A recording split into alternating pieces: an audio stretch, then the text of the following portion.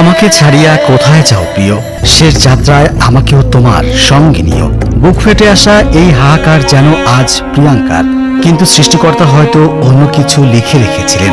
দীঘার নীল জলরাশি ধূসর হয়ে গেছে এক নিথর দেহের ভারে। পর্দার ভোলে বাবা হয়তো পার হয়ে গেলেন ওপারের জগতে, কিন্তু পেছনে রেখে গেলেন এক জোড়া শূন্য দৃষ্টি আর এক আকাশ হাহাকার। ধারাবাহিক নাটক ভোলে বাবা পার কারাগার শুটিং করছিলেন রাহুল বন্দ্যোপাধ্যায়। দীঘার সমুদ্রে তিনি এত মানুষের সামনে কিভাবে পানিতে তলিয়ে গেলেন, এই প্রশ্ন ঘুরপাক খাচ্ছে বন্ধু, সহকর্মী ও অনুরাগীদের মনে।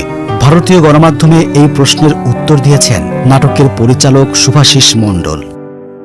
29 মার্চ বিকাল 5টা সহকর্মী শ্বেতার সঙ্গে সমুদ্র তীরের একটি দৃশ্য রাহুলের। দুজনে কথা বলছেন জলরাশির দিকে তাকিয়ে। শ্বেতা খুনসুটির জন্য লুকিয়ে পড়েন।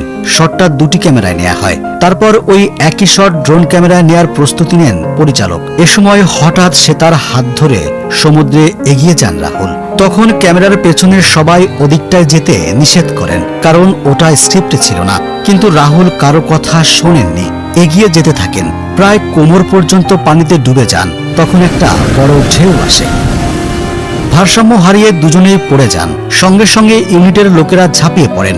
গামছা দিয়ে আটকিয়ে শ্বেতাকে পানি থেকে তোলা হয়। রাহুল আরেকটু এগিয়ে গিয়েছিলেন।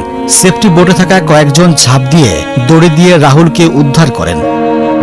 পাড়ে তোলার পরই সঙ্গে সঙ্গে রাহুলের পেট থেকে পানি বের করা হয়। তারপর হাসপাতালে নেওয়া হয়। যখন পানি থেকে তোলা হয়েছিল তাকে, তখন তার জ্ঞান ছিল, কথা বলেছেন। হাসপাতালে নিয়ে যাওয়ার পর চিকিৎসকেরা জানান অভিনেতা রাহুল আর নেই। এদিকে রাহুলের ময়নাতদন্তের প্রতিবেদন বলছে ভিন্ন কথা। সম্ভবত 1 ঘন্টারও বেশি সময় ধরে পানিতে ডুবেছিলেন তিনি। তার ফুসফুসে প্রচুর বালি ঢুকে যায়। ফুসফুসের আকার ফুলে দ্বিগুণ হয়ে যায়। ফুসফুসের ভেতরে অস্বাভাবিক পরিমাণে পাওয়া গেছে বালি ও নোনা পানি। এখানেই শেষ নয়, তার খাদ্যনালীর ভেতরেও মিলেছে বালি ও নোনা পানি। অল্প সময় পানিতে ডুবে থাকলে এমনটা হয় না। আশঙ্কা করা হচ্ছে 1 ঘন্টারও বেশি সময় ধরে ডুবেছিলেন তিনি। এই প্রতিবেদনের পরেই মানুষের মনে এখন নানা প্রশ্নের জন্ম দিয়েছে।